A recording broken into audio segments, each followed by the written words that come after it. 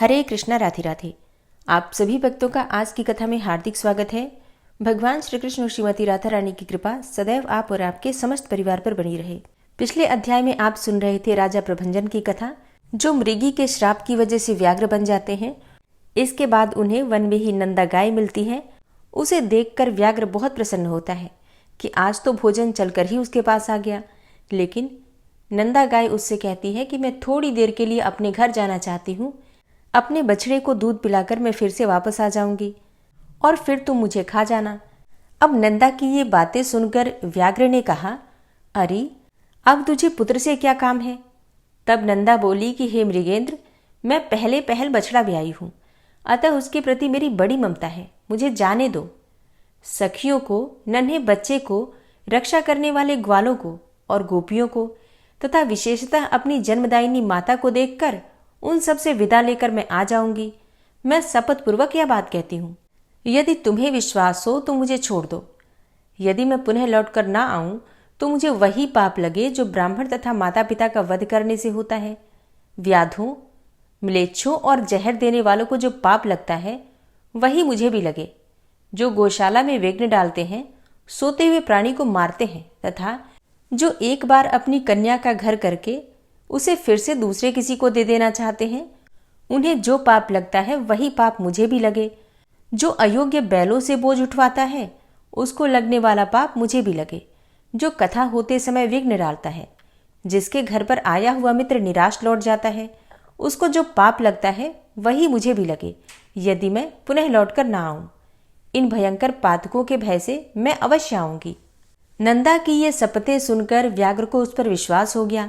वह बोला, गाय, तुम्हारी इन शपथों से मुझे तुम पर विश्वास हो गया है, पर कुछ लोग तुमसे यह भी कहेंगे कि स्त्री के साथ हास परिहास में, विवाह में, गौवों को संकट से बचाने में तथा प्राण संकट उपस्थित होने पर जो शपथ की जाती है उसकी उपेक्षा से पाप नहीं लगता।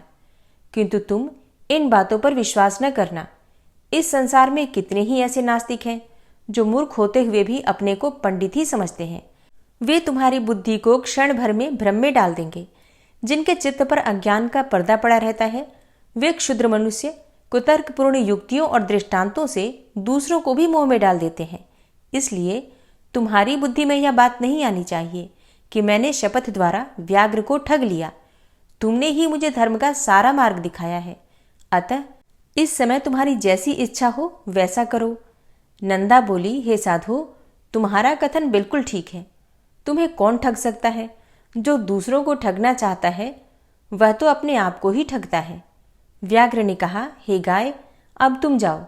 हे पूर्वत्सले, अपने पुत्र को देखो, दूध पिलाओ, उसका मस्तक चाटो तथा माता, भाई, सखी, स्वजन एवं बंधु बांधव का दर्शन करके सत्य को आगे रखकर शीघ्र ही यहाँ लौट आओ। पुलस्त्य जी कहते हैं कि वह पुत्रवत्सला धेनु बड़ी सत्यवादिनी थी। पूर्वोक्त प्रकार से शपथ करके जब वह व्याघ्र की आज्ञा ले चुकी, तब गोष्ठ की ओर चली। उसके मुख पर आंसुओं की धारा बह रही थी। वह अत्यंत दीन भाव से कांप रही थी। उसके हृदय में बड़ा दुख था। वह शोक के समुद्र में डूबकर बार बार डकारती थी। नदी के किनारे गोष्ठ पर पहुंचकर उसने सुना, बछड़ा पुकार रहा है। आवाज कान में पड़ते ही वह उसकी ओर दौड़ी और निकट पहुंचकर नेत्रों से आंसू बहाने लगी। माता को निकट पाकर बछड़े ने शंकित होकर पूछा, माँ, आज क्या हो गया है? मैं तुम्हें प्रसन्न नहीं देखता। तुम्हारे हृदय में शांति नहीं दिखाई देती। तुम्हारी दृष्टि में भी व्यग्रता है और आज तुम अत्यंत ही डरी हुई भी दिख पड़ती हो। नंदा बोली, बेटा, स्तनपान करो, यह हम लोगों की अंतिम भेंट है। अब से तुम्हें माता का दर्शन दुर्लभ हो जाएगा। आज एक दिन मेरा दूध पीकर कल सवेरे से तुम किसका दूध पियोगे? हे वत्स, मुझे अभी लौट कर जाना है। मैं शपथ करके यहाँ आई हूँ। भूख से पीड़ित बाघ को मुझे अपना जीवन अर्पण करना है। तब बछड़ा बोला, माँ, तुम जहाँ जाना चाहती हो मैं भी वहाँ चलूँगा। तुम्हारे साथ मेरा भी मर जाना ही अच्छा है। तुम न रहोगी तो मैं अकेले भी वैसे भी तो मर ही जाऊँगा, फिर साथ ही क्यों न मरूँ। यदि बाघ तुम्हारे साथ मुझे भी मार डालेगा तो निश्चय ही मुझको वह उत्तम गति मिलेगी जो मातृभक्त पुत्रों को मिला करती है। अतः मैं तुम्हारे साथ अवश्य चलूंगा। माता से बिछड़े हुए बालक के जीवन का क्या प्रयोजन है? केवल दूध पीकर रहने वाले बच्चों के लिए माता के समान दूसरा कोई बंधु ही नहीं है। माता के समान रक्षक, माता के समान आश्रय, माता के समान स्नेह, माता के समान सुख तथा माता के समान देवता इहलोक और परलोक में भी नहीं है। यह ब्रह्मा जी का स्थापित किया हुआ परम धर्म है। जो पुत्र इसका पालन करते हैं उन्हें उत्तम गति प्राप्त होती है। नंदा ने कहा, बेटा, मेरी ही मृत्यु नियत है, तुम वहां ना जाना। दूसरों की मृत्यु के साथ अन्य जीवों की मृत्यु नहीं होती। जिसकी मृत्यु नियत है उसी की होती है। तुम्हारे लिए माता का यह उत्तम एवं अंतिम संदेश है। मेरे वचनों का पालन करते हुए यहीं रहो। यही मेरी सबसे बड़ी शुश्रूषा है। जल के समीप अथवा वन में विचरते हुए कभी प्रमाद न करना। प्रमाद से समस्त प्राणी नष्ट हो जाते हैं। लोभवश कभी ऐसी घास को चरने के लिए न जाना जो किसी दुर्गम स्थान में उगी हो, क्योंकि लोभ से इहलोक और परलोक में भी सबका विनाश हो जाता है। लोभ से मोहित होकर लोग समुद्र में, घोर वन में तथा दुर्गम स्थानों में भी प्रवेश कर जाते हैं। लोभ के कारण विद्वान पुरुष भी भयंकर पाप कर बैठता है। लोभ, प्रमाद तथा हर एक के प्रति विश्वास कर लेना, इन 3 कारणों से जगत का नाश होता है। अतः इन 3 दोषों का परित्याग करना चाहिए।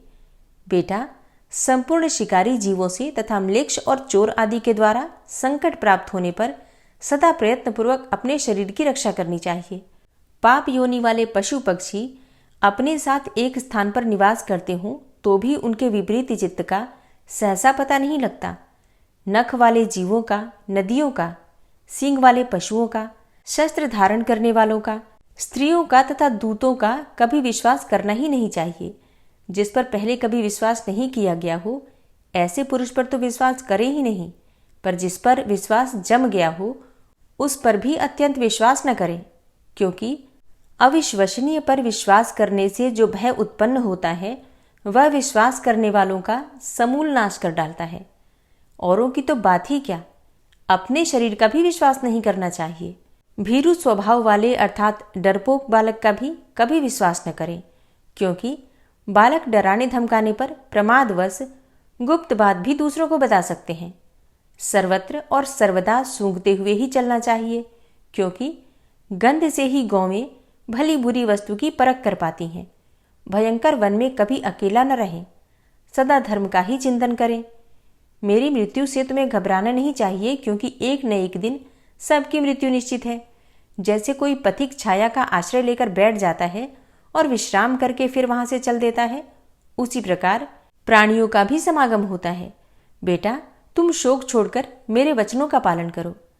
पुलस्त्य जी कहते हैं कि यह कहकर नंदा पुत्र का मस्तक सूंघकर उसे चाटने लगी और अत्यंत शोक के वशीभूत होकर डबडबाई हुई आंखों से बारंबार लंबी सांस लेने लगी।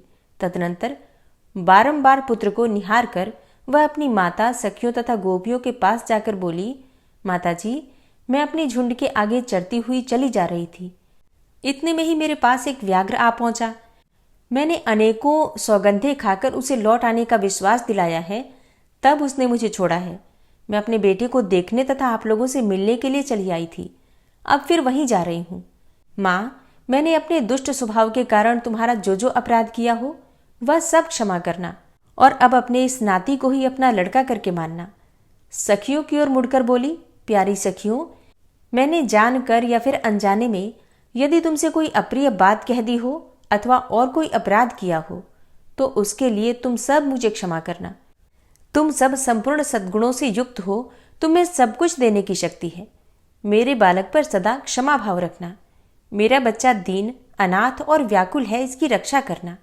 मैं तुम्ही लोगों को इसे सौंप रही हूँ, अपने पुत्र की भांति इसका भी पोषण करना। अच्छा, अब क्षमा मांगती हूँ, मैं सत्य को अपना चुकी हूँ, अतः व्याघ्र के पास जाऊंगी। सखियों को मेरे लिए चिंता नहीं करनी चाहिए। नंदा की बात सुनकर उसकी माता और उसकी सखियों को बड़ा दुख हुआ।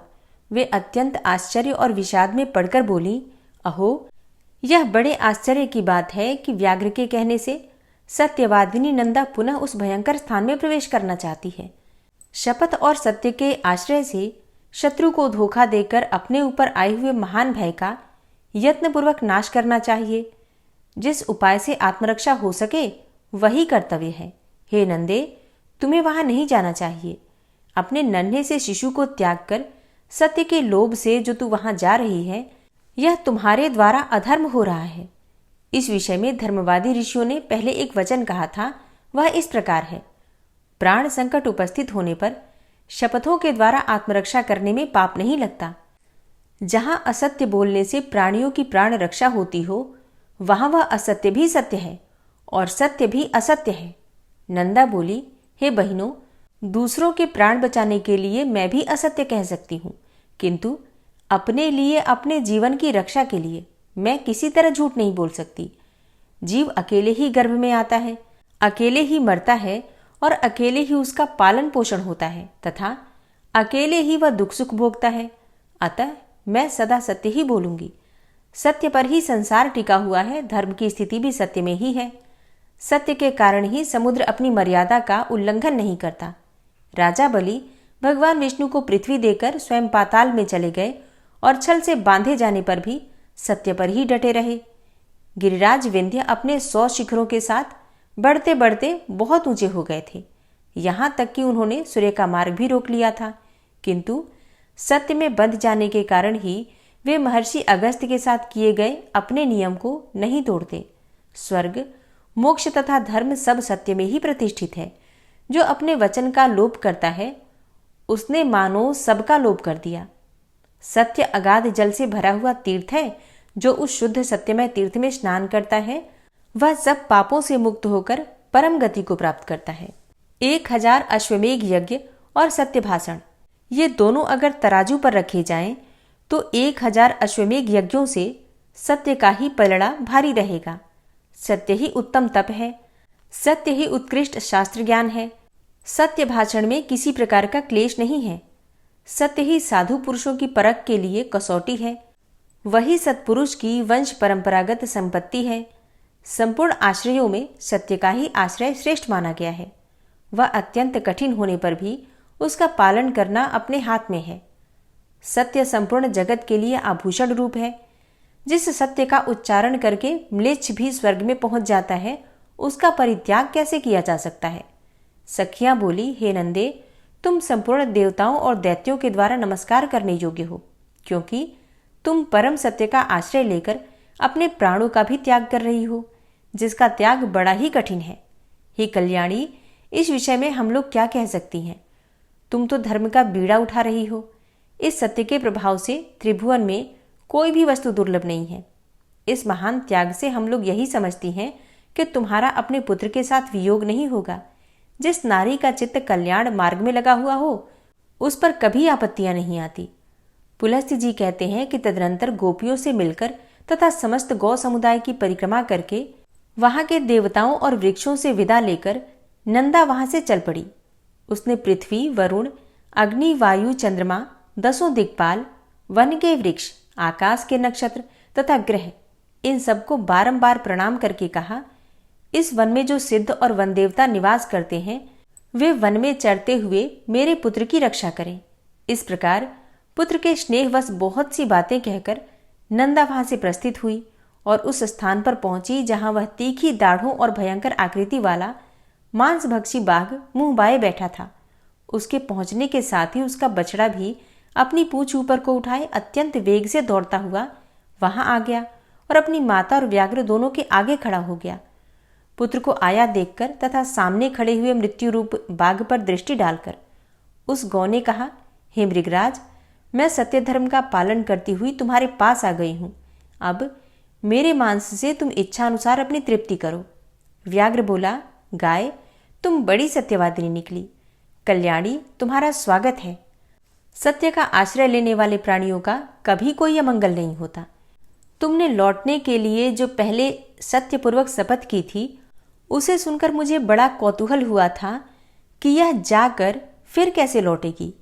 तुम्हारे सत्य की परीक्षा के लिए ही मैंने पुनः तुम्हें भेज दिया था, अन्यथा मेरे पास आकर तुम जीती जागती कैसे लौट सकती थी।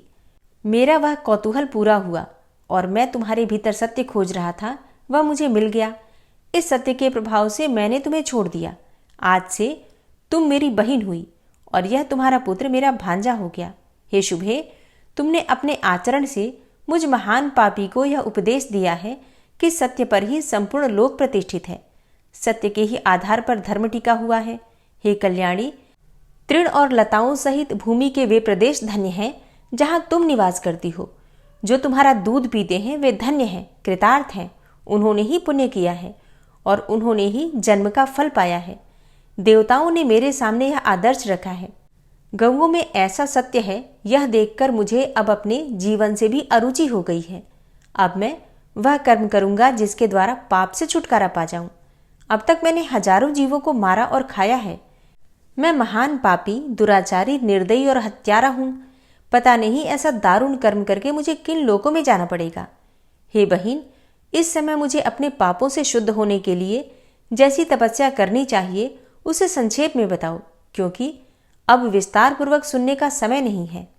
गाय बोली, भाई बाघ, विद्वान पुरुष सत्ययुग में तप की प्रशंसा करते हैं और त्रेता में ज्ञान तथा उसके सहायक कर्म की, द्वापर में यज्ञों को ही उत्तम बतलाते हैं, किंतु कलयुग में एकमात्र दान ही श्रेष्ठ माना गया है। संपूर्ण दानों में एक ही दान सर्वोत्तम है, वह है संपूर्ण भूतों को अभय दान। इससे बढ़कर दूसरा कोई दान नहीं है।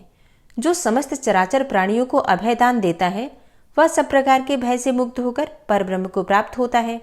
अहिंसा के समान न कोई दान है न कोई तपस्या। जैसे हाथी के पद चिन्ह में अन्य सभी प्राणियों के पद चिन्ह समा जाते हैं, उसी प्रकार अहिंसा के द्वारा सभी धर्म प्राप्त हो जाते हैं। योग एक ऐसा वृक्ष है जिसकी छाया 3 तापों का विनाश करने वाली है। धर्म और ज्ञान उस वृक्ष के फूल हैं, स्वर्ग तथा मोक्ष उसके फल हैं। जो आध्यात्मिक, आधिदैविक और आधि भौतिक इन तीनों प्रकार के दुखों से संतप्त है, वे इस योग वृक्ष की छाया का आश्रय लेते हैं। वहां जाने से उन्हें उत्तम शांति की प्राप्ति होती है, जिससे फिर कभी दुखों के द्वारा वे बाधित नहीं होते। यही परम कल्याण का साधन है, जिसे मैंने संक्षेप में बताया है। तुम्हें ये सभी बातें ज्ञात हैं, केवल मुझसे पूछ रहे हो। व्याघ्र ने कहा, पूर्व काल में मैं एक राजा था, किंतु एक मृगी के श्राप से मुझे बाघ का शरीर धारण करना पड़ा। तब से निरंतर प्राणियों का वध करते रहने के कारण मुझे सारी बातें भूल गई थी। इस समय तुम्हारे संपर्क और उपदेश से फिर उनका स्मरण हो आया है। तुम भी अपने इस सत्य के प्रभाव से उत्तम गति को प्राप्त होगी। अब मैं तुमसे एक प्रश्न और पूछता हूं। मेरे सौभाग्य से तुमने आकर मुझे धर्म का स्वरूप बताया, जो सत्पुरुषों के मार्ग में प्रतिष्ठित है। कल्याणी, तुम्हारा नाम क्या है? नंदा बोली, मेरे यूथ के स्वामी का नाम नंद है, उन्होंने ही मेरा नाम नंदा रख दिया है। पुलस्त जी कहते हैं कि नंदा का नाम कान में पड़ते ही राजा प्रभंजन शाप से मुक्त हो गए। उन्होंने पुनः बल और रूप से संपन्न राजा का शरीर प्राप्त कर लिया। इसी समय सत्य भाषण करने वाली यशस्विनी नंदा का दर्शन करने के लिए साक्षात धर्म वहां आए और इस प्रकार बोले, हे नंदे, मैं धर्म हूं, तुम्हारी सत्यवाणी से आकृष्ट होकर यहां आया हूं। तुम मुझसे कोई श्रेष्ठ वर मांग लो। धर्म के ऐसा कहने पर नंदा ने यह वर मांगा कि हे धर्मराज, आपकी कृपा से मैं पुत्र सहित उत्तम पद को प्राप्त होऊं तथा यह स्थान मुनियों को धर्म प्रदान करने वाला शुभ तीर्थ बन जाए। हे देवेश्वर, यह सरस्वती नदी आज से मेरे ही नाम से प्रसिद्ध हो, इसका नाम नंदा पड़ जाए। आपने वर देने को कहा, इसलिए मैंने यही वर मांगा है। पुत्र सहित देवी नंदा तत्काल ही सत्यवादियों के उत्तम लोक में चली गई। राजा प्रभंजन ने भी अपने पूर्वोपार्जित राज्य को पा लिया। नंदा सरस्वती के तट से स्वर्ग को गई थी तथा उसने धर्मराज से इस आशय का वरदान भी मांगा था। इसलिए विद्वानों ने यहाँ सरस्वती का नाम नंदा रख दिया। जो मनुष्य वहां जाते समय सरस्वती के नाम का उच्चारण मात्र कर लेता है वह जीवन भर सुख पाता है और मृत्यु के पश्चात देवता होता है। स्नान और जलपान करने से जो सरस्वती नदी मनुष्यों के लिए स्वर्ग की सीढ़ी बन जाती है, अष्टमी के दिन जो लोग एकाग्र चित्त होकर सरस्वती नदी में स्नान करते हैं वे मृत्यु के बाद स्वर्ग में पहुंचकर सुख भोगते हुए आनंदित होते हैं। सरस्वती नदी सदा ही स्त्रियों को सौभाग्य प्रदान करने वाली है। तृतीया को यदि उसका सेवन किया जाए तो वह विशेष सौभाग्यदायिनी होती है। उस दिन उसके दर्शन से भी मनुष्य को पाप राशि से छुटकारा मिल जाता है। जो पुरुष उसके जल का स्पर्श करते हैं उन्हें भी मुनीश्वर समझना चाहिए। वहां चांदी दान करने से मनुष्य रूपवान होता है। ब्रह्मा की पुत्री यह सरस्वती नदी परम पावन और पुण्य सलीला है। यही नंदा नाम से प्रसिद्ध है। फिर जब यह स्वच्छ जल से युक्त होकर दक्षिण दिशा को प्रवाहित होती है तब विपुला या विशाला नाम धारण करती है। वहां से कुछ ही दूर आगे जाकर यह पुनः पश्चिम दिशा की ओर मुड़ गई है। वहां से सरस्वती की धारा प्रकट देखी जा सकती है। उसके तटों पर अत्यंत मनोहर तीर्थ और देव मंदिर हैं, जो मुनियों और सिद्ध पुरुषों द्वारा भली भांति सेवित हैं। नंदा तीर्थ में स्नान करके यदि मनुष्य सुवर्ण और पृथ्वी आदि का दान करे तो वह महान अभ्युदयकारी तथा अक्षय फल प्रदान करने वाला होता है। हरे कृष्णा। आज की कथा का यहीं पर समापन करती हूँ। इसके आगे का वृतांत आप कल की कथा में सुनेंगे। उम्मीद करती हूँ आज की कथा आपको जरूर पसंद आई होगी।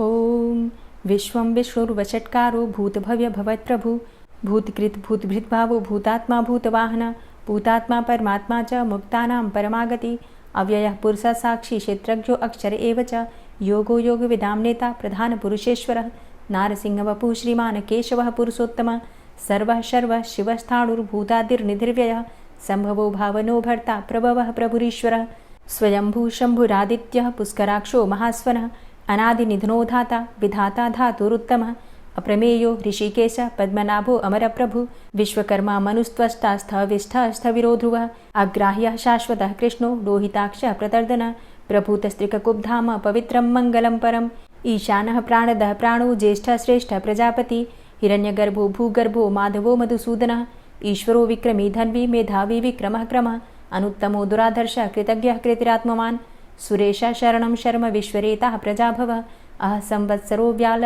प्रत्ययः सर्वदर्शनः अजः सर्वेश्वर सिद्ध सिद्धे सर्वादिर्च्युतः वृषाकपिर्मेयात्मा सर्वयोगविनिश्रितः वसुर्वसुमनः सत्य समात्मा संमितः समः अमोघ पुण्डरीकाक्षो वृषकर्मा वृषाकृतिः रुद्रो बहुशिरा बभ्रुर्विश्वयोनिः शुचिश्रवः अमृतः शाश्वतस्थाणुर्वरारोहो महातपः सर्वगः सर्वविद्भानुर्विश्वक्सेनो जनार्दनः वेदो वेदविद्व्यङ्गो वेदाङ्गो वेदवित्कविः लोकाध्यक्ष सुराध्यक्षो धर्माध्यक्ष कृताकृता चतुरात्मा चतुर्व्यूहश्चतुर्द्रष्टश्चतुर्भुजा भ्राजिष्णुर्भोजनं भोक्ता सहिष्णुर्जगदाति च अनघो विजयो जेता विश्वयोनिः पुनर्वसु उपेन्द्रो वामनः प्रांशुर्मोघः शुचिरुर्जिता अतीन्द्रः संग्रहः सर्गो धृतात्मा नियमो यमः वेद्यो वैद्यः सदा योगी वीरः माधवो मधु अतीन्द्रियो महामायो महोत्साहो महाबलः महाबुद्धिर्महावीर्यो महाशक्तिर्महाद्युतिः अनिर्देश्य वपुः श्रीमान् मेयात्मा महाधृतिर् महिश्वासो महीभर्ता श्रीनिवास सतां गति अनिरुद्ध सुरानन्दो गोविन्दो गोविन्दाम्पति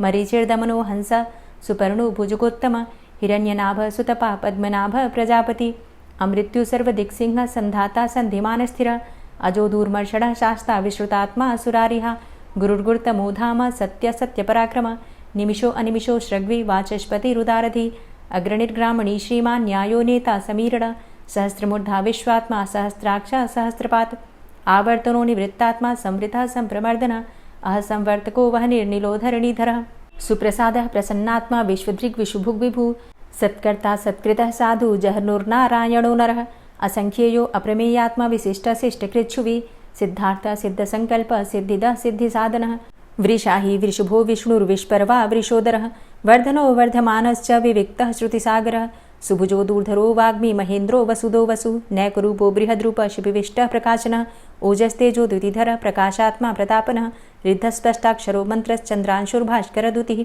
अमृतांशुद्भवो भानु शशबिन्दुः सुरेश्वरः औषधं जगतः सेतु सत्यधर्मपराक्रमः भूतभव्य भवन्नाथ पवनः पावनो नलः कामः कामकृत्कान्तः कामः कामप्रदः प्रभु युगादिकृद्युगावर्तो नैकमायो महाशनः अदृश्यो अव्यक्तरूपश्च सहस्रजितनन्तजित् इष्टो अविशिष्ट शिष्टेष्ट शिखण्डी नहुसो वृष क्रोधः क्रोधकृत्कर्ता विश्वबाहुर्महीधरः अच्युतः प्रतितः प्राणः प्राणदो वासवानुजः अपां निधिर्धिष्ठानं प्रमत्तः प्रतिष्ठितः स्कन्दः स्कन्दधरो धूर्यो वरदो वायुवाहनः वासुदेवो बृहद्भानुरादिदेवः पुरन्दरः अशोकस्तारणस्तारः शूरः सौरिर्जनेश्वरः अनुकूलः शतावर्त पद्मी पद्मनिभीक्षणः पद्मनाभो अरविन्दाक्ष पद्मगर्भ शरीरभृत् महर्धिरिद्धो वृद्धात्मा महाक्षो गरुडाध्वजः अतुलः शरभो भीमो समयज्ञो हविर्हरि सर्वलक्षणलक्षण्यो लक्ष्मीवान् समितिञ्जयः वीक्षरो रोहितो मार्गो हेतुर्दामोदरः सः महीधरो महाभागो वेगवान् मिताशनः उद्भवः शोभणो देवः श्रीगर्भः परमेश्वरः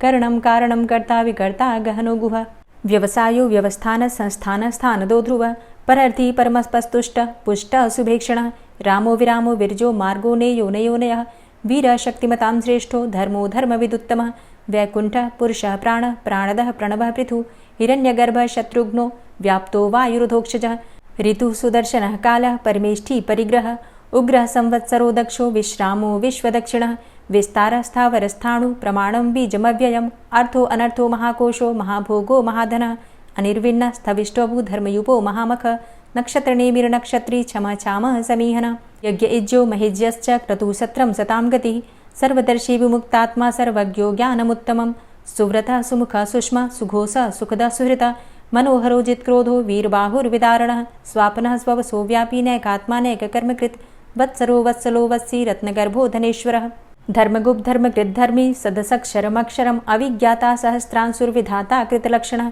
गभस्तिनेमिः सत्त्वस्थः सिंहो भूतमहेश्वरः आदिदेवो महादेवो देवेशो देवभृद्गुरुः उत्तरो गोपतिर्गोप्ता ज्ञानगम्यः पुरातनः शरीरभूतभृद्भोक्ता कपीन्द्रो भूरि दक्षिणः सोमभो अमृतपः सोमः पुरुजित पुरुषोत्तमः विनियोजयः सत्यसन्धो दाशाः सात्वतां पतिः जीवो विनयिता साक्षी मुकुन्दो अमितविक्रमः अम्भो निदृणन्तात्मा महोदधीशयोऽन्तकः अजोमहारः स्वाभाव्यो जितामित्रः प्रमोदनः आनन्दो नन्दनो नन्दः सत्यधर्मा त्रिविक्रमः महर्षि कपिलाचार्यः कृतज्ञो मेदिनीपतिः त्रिपदस्त्रिदशाध्यक्षो महाशृङ्गः कृतान्तकृत् महावराहो गोविन्दः सुखेणः कनकाङ्गदी गुह्यो गभीरो गहनो गुप्तश्चक्रगदाधरः वेधा स्वाङ्गो अजितः कृष्णो दृढः सङ्कर्षणोच्युतः वरुणो वारुणो वृक्षः पुष्कराक्षो महामनाः भगवान् भगानन्दी वनमाली हलायुधः आदित्यो ज्योतिरादित्यः सहिष्णुर्गतिसत्तमः सुधन्वाखण्ड परशुर्दारुणो द्रविडप्रदः दिविस्त्रिक्सर्वदृग्व्यासो वाचस्पतिर्योनिजः त्रिसामासामगः साम निर्वाणं भेषजम्भिषक्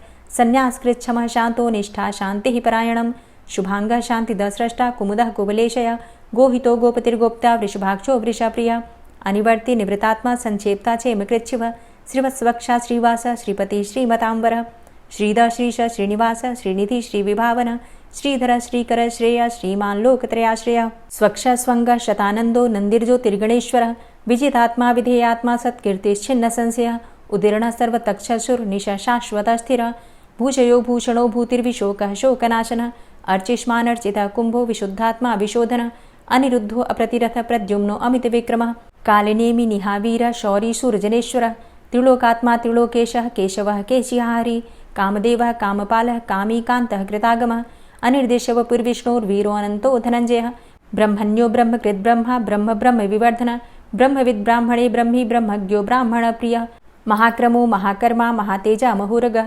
महाक्रतुर्महायज्वा महायज्ञो महाहवि स्तव्यः स्तव प्रियः स्तोत्रं स्तुतिस्तोतारणप्रियः पूर्णः पुरैता पुण्यः पुण्यकीर्तिर्नामयः मनोजवस्तीर्थकरो वसुरेता वसुप्रदः वसुप्रदो वासुदेव वसुर्वसुमनाहवि सद्गतिः सत्कीर्तिः सत्ता सद्भूतिः सत्परायणः शूरसेनो यदुश्रेष्ठः सन्निवासः सुयामुनः भूतावासो वासुदेवः सर्वासु निलयो नलः दर्पः दर्पदो दृप्तो दूर्धरोथा पराजितः विश्वमूर्तिर्महामूर्तिर्दीप्तमूर्तिर्मूर्तिमान् अनेकमूर्तिरव्यक्तः शतमूर्तिः शताननः एको नैकः सवः किं यत्तत्पदमनुत्तमं लोकबन्धुर्लोकनाथो माधवो भक्तवत्सलः सुवर्णवर्णो हेमांगो वरांगश्चन्दनांगदी वीरः विषमः शून्यो घृताशीर चलश्चलः अमानीमानदो मान्यो लोकस्वामी त्रिलोकदृक् सुमेधा मेधजो धन्यः सत्यमेधा धराधरः तेजो वृषः द्वितिधरः सर्वशस्त्रभृताम्बर प्रग्रहो निग्रहो व्यग्रो नैकशृङ्गो गदाग्रजः चतुर्मूर्तिश्चतुर्बाहुश्चतुर्व्यूहश्चतुर्गति चतुरात्मा चतुर्भावश्चतुर्वेदविदेकपात् समावर्तो अनिवृतात्मा दुर्जयो दुरतिक्रमः दुर्लभो दुर्गमो दुर्गो दुरावासो दुरारिहा शुभांगो लोकसारंग शुतन्तुस्तन्तुवर्धन इन्द्रकर्मा महाकर्मा कृतकर्मा कृतागमः उद्भवः सुन्दरः सुन्दो रत्ननाभः सुलोचनः अर्को वाजसनः शृङ्गी जयन्तः सर्वविजयी सुवर्णबिन्दुरक्षोभ्य सर्वभागीश्वरेश्वरः महाह्रदो महागर्तो महाभूतो महानिधि कुमुदः कुन्दरः कुन्दः पर्जन्यः पावनो नीलः अमृताशो अमृतवपुः सर्वज्ञः सर्वतोमुखः सुलभः सुव्रतः सिद्धः शत्रुजित् शत्रुतापनः न्यग्रोधो दुम्बरो अस्वस्थश्चाणुरान्ध्रनिषूदनः सहस्रार्चिः सप्तजिह्वः सप्तैधा सप्तवाहनः अमूर्तिरणघो अचिन्त्यो भयकृद्भयनाशनः अणुर्बृहत्कृशस्थूलो गुणभृन्निर्गुणो महान् अधृतः स्वधृतः स्वास्य प्राग्वंशो वंशवर्धनः भारभृतिकथितो योगी योगी स सर्वकामद आश्रमश्रमण क्षाम सुपर्णो वायुवाहन धनुर्धरोर्धनुर्वेदो दण्डोदमयितादम अपराजितः सर्वसहो नियन्ता नियमो यमः सत्त्ववान् सात्विकः सत्य सत्यधर्मपरायण अभिप्रायः प्रियार्होर्ह प्रियकृत् प्रीतिवर्धनः विहाय सगतिर्ज्योति सुरुचिर्हुद्भुग्विभु रविर्विलोचनः सूर्य सविता रविलोचनः अनन्तोहुत भुग्भोक्ता सुखदो नैकजोग्रज अनिर्विण्ण सदामर्षि लोकाधिष्ठानमद्भुत सनात सनातन्तमः कपिलः कपिरप्यय स्वस्तिदा स्वस्तिकृत स्वस्ति स्वस्तिभुक् स्वस्ति दक्षिण रौद्रः कुण्डली चक्रे विक्रमयुर्जित शासन शब्दातिग शब्दशः शिशिरः शर्वरीकर अक्रूरः पेशलो दक्षो दक्षिणः क्षमिणाम्बर विद्वतमो वितभय पुण्यश्रवण कीर्तन उत्तारणो दुष्कृतिः पुण्यो दुःस्वप्ननाशन वीरहारक्षण संतो जीवनः पर्यवस्थित अनन्तरूपो अनन्तसृर्जितमन्युर्भयापः चतुरश्रो गभीरात्मा विदिशो व्यादिशो दिश अनादिर्भूर्भुवो लक्ष्मी सुवीरो रुचिराङ्गद जननो जन्मादिर्भीमो भीमपराक्रम आधारनीलयोधाता पुष्पहासः प्रजागर ऊर्ध्वगः सत्पथाचार प्राणदः प्रणवापण प्रमाणं प्राणनीलयः प्राणभृत् प्राणजीवन तत्त्वं तत्त्वविदेकात्मा जन्म मृत्यु जरातिग पूर्व स्वस्तरुस्तार सविता प्रपितामह यज्ञो यज्ञपतिर्यज्वा यज्ञांगो यज्ञवाहन यज्ञभृद्यज्ञ कृद्यज्ञ यज्ञभुग् यज्ञसाधन यज्ञान्तिकृद्यज्ञ गुह्यमन्यमन्नादेव च आत्मयोनिः स्वयं जातो वैखानः सामगायन देवकी नन्दन स्रष्टा क्षितिसः पापनाशन शङ्खभृन्नन्द कीचक्री शारङ्गधन्वा गदाधर रथांगपाणिरक्षोभ्य सर्वप्रहरणायुध ओम नमः। और अब आप सुनेंगे श्री तुलसी चालीसा। श्री तुलसी महारानी करु विनय सिरनाय, जो मम हो संकट विकट दीजे मात नशाय। नमो नमो तुलसी महारानी, महिमा अमित न जाए बखानी। दियो विष्णु तुमको सन्माना, जग में छायो सुयस महाना। विष्णु प्रिया जय जयति भवानी, तिहु लोक की हो सुख खानी। भगवत पूजा करे जो कोई, बिना तुम्हारे सफल न होई। जिन घर तव नहीं होय निवासा, उस घर कर ही विष्णु नहीं बासा। करें सदा जो तव नित सुमिरन, तेहि के काज होय सब पूरन। कार्तिक मास महात्म तुम्हारा, ताको जानत सब संसारा। तव पूजन जो करे कुंवारी, पावे सुंदर वर सुकुमारी। करे जो पूजा नित प्रति नारी, सुख संपत्ति से होय सुखारी। वृद्धा नारी करे जो पूजन, मिले भक्ति होवे पुलकित मन। श्रद्धा से पूजे जो कोई, भवनिधि से तर जावे सोई। कथा भागवत यज्ञ करावे, तुम बिन नहीं सफलता पावे। छायो तब प्रताप जग भारी, ध्यावत तुम्हि सकल चित धारी। तुम्ही मात यंत्रन तंत्रन में, सकल काज सिद्धि होवे क्षण में। औषधि रूप आप हो माता, सब जग में तव यश विख्याता। देव ऋषि मुनि और तपधारी, करत सदा तव जय जयकारी। वेद पुराणन तव यश गाया, महिमा अगम पार नहीं पाया। नमो नमो जय जय सुख कारणी, नमो नमो जय दुख निवारणी। नमो नमो सुख संपत्ति देनी, नमो नमो अघ काटन छेनी। नमो नमो भक्तन दुख हरणी, नमो नमो दुष्टन मद छेनी। नमो नमो भव पार उतारणी, नमो नमो परलोक सुधारणी। नमो नमो निज भक्त उबारणी, नमो नमो जन काज सवारणी। नमो नमो जय कुमति नशावनी, नमो नमो सब सुख उपजावनी। जयति जयति जय तुलसी माई, ध्याऊं तुमको शीश नवाई। निज जन जानी मोहि अपनाओ, बिगड़े कारज आप बनाओ। करूं विनय मैं मात तुम्हारी, पूर्ण आशा करहु हमारी। शरण चरण कर जोरी मनाऊं, निश दिन तेरे ही गुण गाऊं। करहु मात अब मोह पर दाया, निर्मल होए सकल मम काया। मांगू मातु यही बर दीजे, सकल मनोरथ पूर्ण कीजे। जानू नहीं कछु नेम आचारा, क्षमहु मातु अपराध हमारा। 12 मास करे जो पूजा, तासम जग में और नहीं दूजा। प्रथम ही गंगा जल मंगवावे, फिर सुंदर स्नान करावे। चंदन अक्षत पुष्प चढ़ावे, धूप दीप नैवेद्य लगावे। करें आचमन गंगा जल से, ध्यान करे हृदय निर्मल से। पाठ करे फिर चालीसा की, स्तुति करे मात तुलसा की। यह विधि पूजा करे हमेशा, ताके तन नहीं रहे कलेशा। करे मास कार्तिक का साधन, सोवे नित पवित्र हुई जाहि। है यह कथा महासुखदाई, पढ़े सुने सो भव तर जाई। यह श्री तुलसी चालीसा पाठ करे जो कोय, गोविंद सो फल पावही जो मन इच्छा होय। तुलसी चालीसा संपूर्ण। और अब आप सुनेंगे तुलसी महारानी की आरती।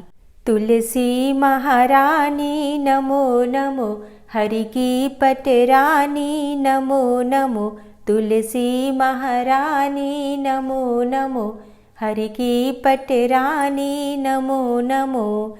धन्य तुलसी पूर्ण तप कीनो, धन्य तुलसी पूर्ण तप कीनो। शालिग्राम की बनी पटरानी नमो नमो। तुलसी महारानी नमो नमो, हरि की पटरानी नमो नमो। जाके पत्र मंजरी कोमल, जाके पत्र मंजरी कोमल। श्रीपति कमल चरण लपटानी नमो नमो, हरि की पटरानी नमो नमो। तुलसी महारानी नमो नमो। धूप दीप नैवेद्य आरती, धूप दीप नैवेद्य आरती। पुष्पन की वर्षा बरसानी नमो नमो, हरि की पटरानी नमो नमो। तुलसा महारानी नमो नमो। 56 भोग 36 व्यंजन, 56 भोग 36 व्यंजन। बिन तुलसा हरि एक न मानी नमो नमो। तुलसी महारानी नमो नमो, हरि की पटरानी नमो नमो। सभी सखी मैया तेरो यश गावे, सभी सखी मैया तेरो यश गावे। भक्ति दान दीजे महारानी नमो नमो। तुलसा महारानी नमो नमो, हरि की पटरानी नमो नमो। नमो नमो तुलसा महारानी, नमो नमो तुलसी महारानी। तुलसी महारानी नमो नमो, हरि की पटरानी नमो नमो। तुलसी महारानी नमो नमो, हरि की पटरानी नमो नमो। प्रेम से बोलिए तुलसी मैया की जय।